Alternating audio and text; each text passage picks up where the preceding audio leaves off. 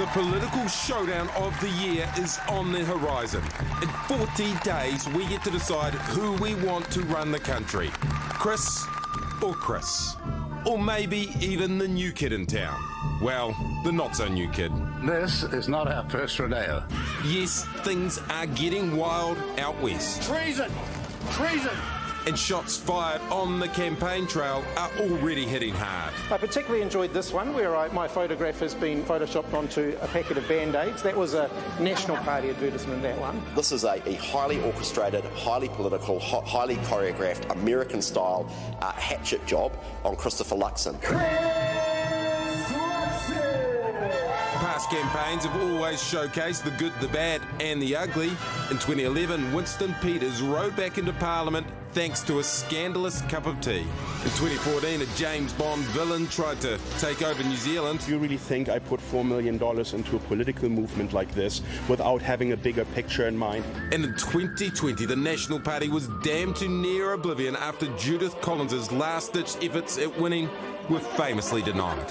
This time round, it's Labour with the Hail Marys. Labour will make dental care free for all New Zealanders up to the age of 30. And fringe groups with loud hailers. We're staying, rock the vote, we're saying all these things. While National pulls a fistful of tax cuts out of the campaign hat. So with the rodeo, or rodeo, underway, who's got the best hustle?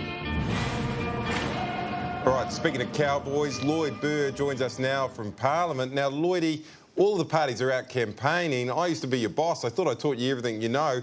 What the hell are you doing standing in an empty Parliament when all the action is out there? Yeah, yee-haw, Paddy. I'm a cowboy with a Parliament all to myself, to be honest. Yeah, a bit lonely down here with the campaign trail starting. But I'm what's called a sweeper. I'm sort of sweeping up all the leftover bits and bobs, all the leftover bits of stories that no one wants, doing a bit of sweeping around the office as well, watering the plants, making sure things are in tip-top shape before we get back. You may remember me cleaning up after you when you were my boss. We all remember. Extremely true. Lloydie, who won over the weekend, in your opinion, and what was the score? Yeah, I wasn't in Auckland. I was down here doing a slow-cooked lamb shank, which is pretty delicious. I've got some for dinner tonight. But it was a pretty good place to watch from afar, a bit of a fair observation point to see who won. I'd say Labour won on the policy because that policy of free dental for under 30s, absolute banger of a policy. National definitely won when it came to the actual campaign launch, the grandeur of it. It was pretty damn impressive, wasn't it? It was a bit of a spectacle, so they win on that point. Lloyd, I'll be honest, I feel like this campaign has already been going on for 1,000 years. How are we going to get through the next few weeks? Yeah, well, hold on. I've got 2 words for you. Campaign bingo. You should play campaign bingo, get a bit of paper, put a bit of a grid on it, and then just write a few things. Politicians kissing babies. You can have reporters doing piece to cams with politicians in the background, politicians eating. You can do Winston Peters making a racist remark. You can have heckling. You can have all sorts of different things. And when they pop up on your TV, you can cross them off. So campaign bingo, you should try. OK, babes, I'm with you.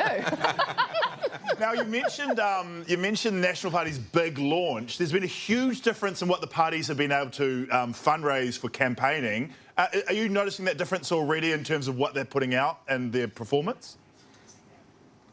Absolutely. Like, ka-ching, man. Money talks. And the more money you can get, the more things you can do with it, the more ads you can have, whether it's newspaper ads, radio ads, TV ads, online ads, more billboards you can have, more saturation you can have in order to get your message out there. So money talks. It also means you get those annoying emails from different political parties begging you for money. Now, Lloydie, the fringe groups, as they're called, seem to be everywhere. They're more than a fringe. How disruptive are they going to be, do you reckon? Yeah, they've been pretty disruptive so far, and we're day 3 into the campaigns, and they've been pretty disruptive. So I'm guessing they're going to be pretty disruptive, and the more that we ignore them, and that's all I'm going to do, then the louder and probably more disruptive, the bigger lengths they're going to go to in order to be disruptive. So I expect a lot of disruption, and I think politicians are probably going to have their media conferences indoors. They're not going to have them outside because of fear of interruption. So it's just part and parcel of this democracy that we live in. Quick last question. What's your favourite billboard vandalism you've seen so far? Uh-oh. I do love a good spelling mistake when people think they're being really funny and they manage to spell a really basic word wrong. I think those are pretty good. I also love some clever ones. There's also some pretty naughty ones out there, but I also do love just a casual googly eyes. When they come along with those googly eyes, you can get and pop on them. Changes the billboard entirely. All right, Lloydie Burr, thank you so much, and back to your lamb shank.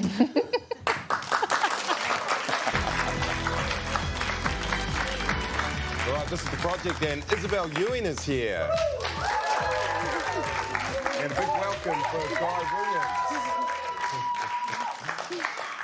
Lloydie, the other Lloydie, because we just talked to one Lloydie, but the other Lloydie, you're sick of it already. It's only 2 days old.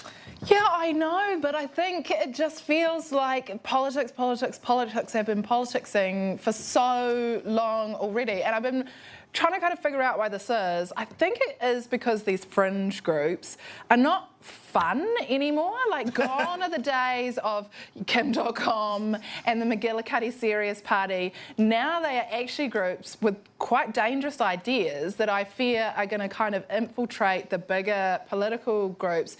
And it's just not enjoyable. It makes me want to check out. On that note, I worry that our discourse has become Americanised and that it's become so nasty that it's almost... You're afraid to share your political opinions because you're worried that people on Facebook are going to slam you. We need to be a bit more civilised, I think. Yeah. I think as well, you know, we've seen a lot of talk about the cost of living, but what's been glaringly obvious from the two major parties is anything about climate change, despite the fact we've lived through the cyclones, these extreme weather events. And so I just think if the two major parties don't seem to care about the end of the world, why should the public care about their campaign? Totally. Yeah. And I think if there isn't something that's going to get the public interested in this campaign, we saw it right there in that piece. Is it rodeo or rodeo? Okay. It's definitely rodeo. Maybe we'll never know.